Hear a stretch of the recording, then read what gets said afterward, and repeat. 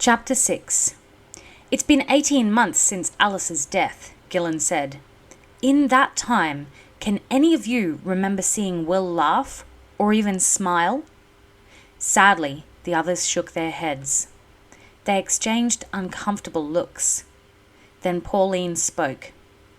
It's heartbreaking. He was always such a cheerful, happy person.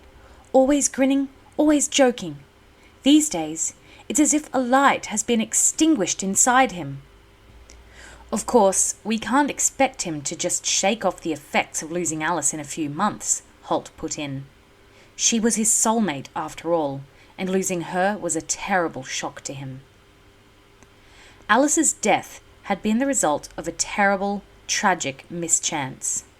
She had been returning with a small escort from the Celtic court, where she had been overseeing the renewal of the defence agreement between Araluen and Celtica.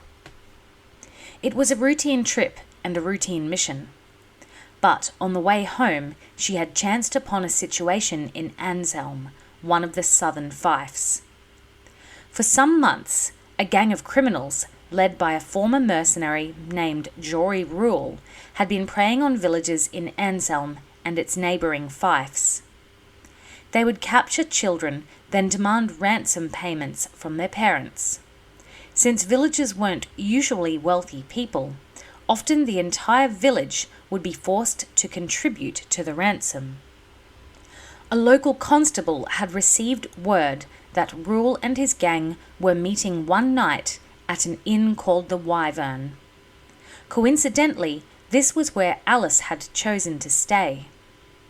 The constable had organised a posse of volunteers and marched on the Wyvern with them. Unfortunately, the attempted arrest was badly bungled. Rule received warning of the approaching posse, and he and his men were making their escape when the constable and his force arrived on the scene. A fight broke out, and one of the posse was killed. Seeking to create a diversion while they escaped, Rule and one of his men set fire to the inn. The dry thatching of the roof was soon ablaze, and smoke filled the small saddling yard. Guests in the inn began streaming out, seeking safety, and soon, in the swirling smoke and the mass of shouting, frightened people, the constable had no way of knowing who was who. In the confusion, Rule and his 4 henchmen escaped into the forest. Alice and her 3 armed guards were among the guests who had escaped from the burning building. But as she stood in the saddling yard outside, the blonde courier had looked up and saw a face at an upper window. It was a 5-year-old girl struggling desperately to unfasten the latch on the window, which was jammed. As her panic grew, smoke filled the room and she began to cough, her eyes streaming. Blinded by the smoke and disoriented, she staggered away from the window and was lost to sight. Without hesitation, Alice plunged back into the burning inn, ignoring the warning cries from her guards. She fought her way up the staircase, which was already aflame, and headed for the front of the inn, her eyes closed and her face shielded from the raging heat by her forearm. She moved instinctively, feeling her way along the wall with her other hand. She found the door latch and forced it open, lurching into the room where the girl had been. She dropped to her hands and knees, where there was a small pocket of clearer air, and crawled towards the window. It was visible only as a vague square of light against the black roiling smoke. On the floor below the window, she could just make out the crumpled form of the young girl. Alice crawled rapidly towards her and rolled her over, seeing with relief that her chest was still rising and falling as she breathed, striving hopelessly for a lungful of clean air. Alice stood and drew her heavy dagger. She jammed it into the narrow gap between the window and its frame and jerked on it with all her strength. With a splintering crack, the window flew open, banging back against the outside wall. Alice stooped and gathered the girl in her arms, heaving her up onto the sill. In the yard below, her guards were watching, horror written on their faces. They could see how badly the inn was aflame. The section where Alice now stood was one of the few places untouched so far. "Catch her!" Alice yelled, and shoved the unconscious girl out the window, sending her sliding down the slope of the thatch. As the girl tumbled over the edge, the 3 guards moved forward to catch her. The weight of the falling body sent one of them sprawling in the dust, and the other 2 staggered. But they managed to break the girl's fall successfully. Then they looked back up to the window, where Alice was beginning to clamber out. A wall of flame shot up out of the thatch between Alice and the edge of the roof. The timbers and rafters below that point of the roof had been burning unseen for some minutes, and the fire suddenly broke through. Alice was lost to sight. Then, with a terrible rumbling crash, the entire section of roof above and around where she was standing gave way and collapsed in a mass of flames and sparks. In a fraction of a second, there was nothing left but a gaping, smoking hole in the front of the inn. Then more timbers burned through, and the entire front wall of the inn collapsed in on itself. Alice never had a chance. "I know," Gillen said now, breaking the long silence that had followed Holt's statement. "It's not an easy thing to get over." They had all cast their minds back to the terrible day when they had heard about Alice's death, seeing it in their minds as it had been described by Alice's distraught guards. "It was so typical of Alice," Cassandra said quietly, "to give up her own life like that. Her guards said she never hesitated. Just ran into the fire to save that girl." "Maybe it wouldn't have been so hard on Will if we'd been able to bury her," Pauline said. The fire had been so intense that Alice's body had never been recovered. "Funerals may be terribly sad affairs, but at least they give some sense of finality to the people left behind. I know I feel as if there's a gap that hasn't been filled. It must be so much worse for Will." Gillen waited a few seconds before he spoke again. "I can understand his grief and his sense of loss over this whole matter," he said. "That's something he'll have to come to terms with eventually, and I'm sure he will. But there's something else." The others all looked at him curiously, but Holt sensed he knew what the young commander was talking about. "Jory Rule and his gang," Holt said quietly. Gillen nodded. "He's become embittered about the fact that they escaped. He's set himself the task of catching them. He's on a personal quest for revenge, and the obsession is feeding the blackness in his mind and soul until he thinks about nothing else." Cassandra gave a sad little cry and put her hand to her throat. The thought of Will, her long-time companion, almost a surrogate brother, being driven and dominated by such a black passion brought tears to her eyes. She remembered their days together on the island of Skorgel long ago, when he had protected her and cared for her, and kept her spirits up through the darkest of times. Remembered him in a reader, coming to their rescue at the last moment, just as Holt had known he would. You couldn't think of Will without seeing his unruly mop of brown hair and that cheerful grin on his face. Will had always been filled with an inner energy. He was enthusiastic and inquisitive, forever seeking something new and interesting in life. It was this trait that had led the Nihon-jan people to christen him Chocho, or Butterfly. He seemed to flit cheerfully from one idea to another, from one event to the next. Cassandra had seen Will several times since Alice's death, although he tended to avoid his old friends. He was a grim-faced, grey-bearded figure these days. There was no sign of the old Will. Pauline was right. It was as if a light inside him had been extinguished. He needs something to take his mind off this idea of revenge, Holt said. Can't you assign him to a mission? Give him something to occupy his thoughts. I've tried that, Gillen said with a frown. He paused before continuing. He's refused on 2 occasions. Holt was shocked by the words. Refused?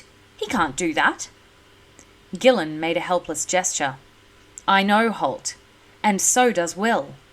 If it happens again, I'll have to suspend him from the Corps. That would kill him, Horace said. Gillen looked at him. And he's well aware of it, but he doesn't care. And that means I can't afford to assign him another task. He'll refuse, and I'll have to take action.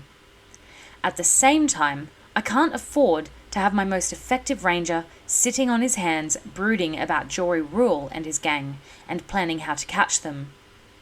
All that aside, he's my friend, and I hate seeing him this way. I thought he'd already caught some of them, Horace asked. 3 of the 5. He caught one only 2 weeks ago. Henry Wheeler was his name. Will confronted him, and Wheeler tried to escape. What happened? Holt asked, although he dreaded to hear the answer. People didn't just escape from someone as skilled and deadly as his old apprentice, and he didn't want to hear that Will had blood on his hands. Gillen seemed to sense his thoughts. He shook his head abruptly. Wheeler is dead, but it wasn't Will's doing. He tried to attack Will and fell on his own knife. Holt heaved a silent sigh of relief. And the other 2? He asked. He captured them both and brought them in for trial and sentencing, although he said to me that he was hoping they'd try to escape. I got the feeling that he even gave them several opportunities to do so, but they weren't stupid enough to take them. There was a brief silence as they thought about their old friend. What about Rule? Horace asked. Will nearly caught him on 1 occasion, Gillen replied. Holt looked up quickly. I didn't know that. Gillen nodded. It wasn't long after he started hunting them down. He got within 5 meters of him. Rule was on a punt crossing a river. Will arrived just too late, after the punt had left the bank. They were face to face for a few seconds. But by the time Will had unslung his bow, Rule had taken cover behind some wool bales. Will tried to follow by climbing along the overhead cable that held the punt against the current. But when Rule reached the far bank, he cut through the cable and dropped Will in the river. He came close to drowning. So close, Holt muttered. I imagine that makes it even worse for him. Gillen nodded agreement. So Gil, Pauline said, ever the one for practical action. What do you suggest we do, other than simply talking about it and wringing our hands? Gillen hesitated. He was moving onto uncertain ground here, but his instinct told him the key to Will's salvation lay with the people in this room, the ones closest to him. Look, he said slowly, we're the ones he loves above all others, and the ones who love him. Maybe if we all talked to him together, if we got him into a room and told him how we're worried for him, how we can see the harm this quest for revenge is doing to him, well, maybe the fact that we're all saying it will get through to him. Maybe he'll, snap out of it.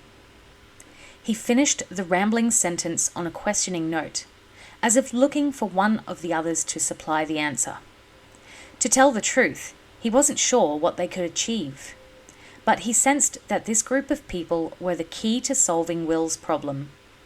Perhaps the combined force of their love for him could break through the dark fog that was swirling in his mind, pull aside the black curtain that had separated him from all but one thought: revenge for Alice's death.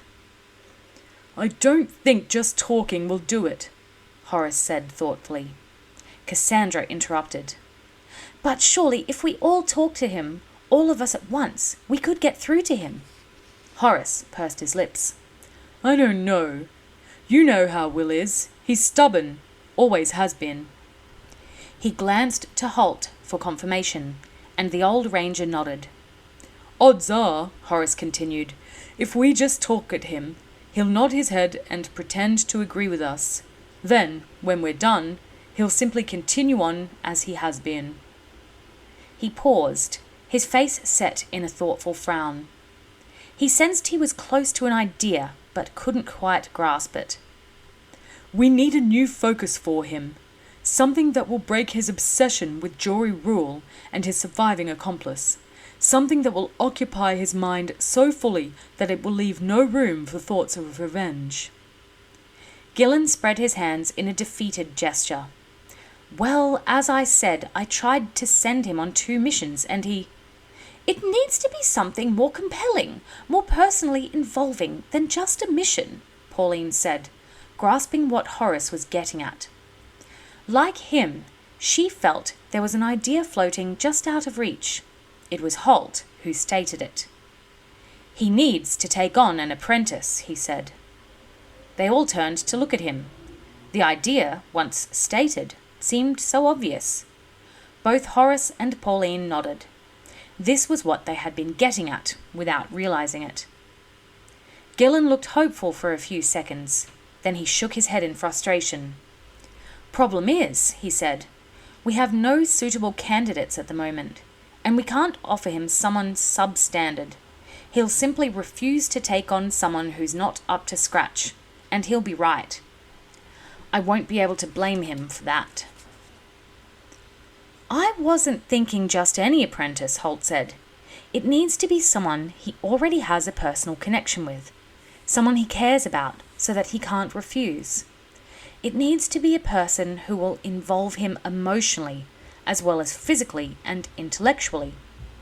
He looked at his wife.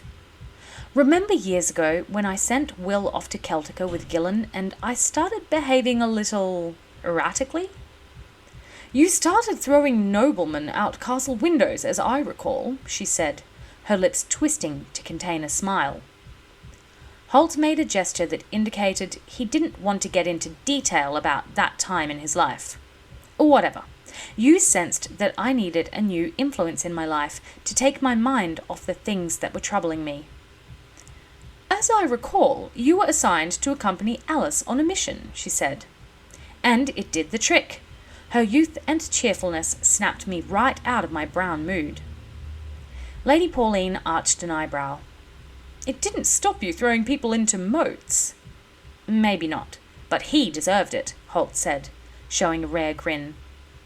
Then he became serious again. Anyway, what I'm thinking is, if we put Will in charge of someone like I described, it might get his mind off this quest for revenge. And if we can do that, we'll be well on the way to helping him accept and live with Alice's loss. Of course, you never get over the loss of a loved one, Cassandra mused. Holt nodded to her. No, but you can learn to live with it and accept it. And gradually, the hurt becomes more bearable. It doesn't go away, but it becomes bearable. Gillen had been watching his former mentor carefully while he put his case. The young commandant knew Holt, probably better than anyone else in the room.